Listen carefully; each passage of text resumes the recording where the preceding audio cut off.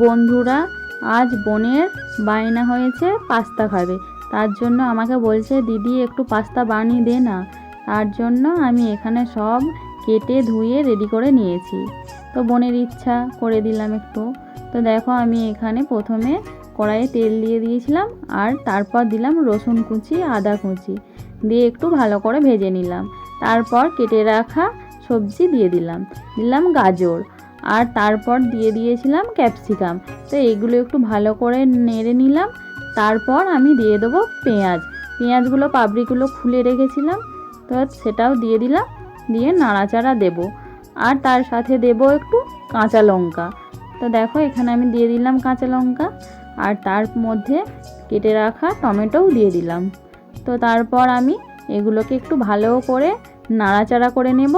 তারপর আমি দিয়ে দেবো টমেটো সস, আর তার মধ্যে দেব সয়া সস। তো পরিমাণ মতো সয়া সসটাও দিয়ে দিলাম। আর তারপর ভালো করে নাড়াচাড়া করে তার মধ্যে আগে থেকে আমি পাস্তাটা সেদ্ধ করে রেখেছিলাম, সেই পাস্তাটা দিয়ে দিলাম।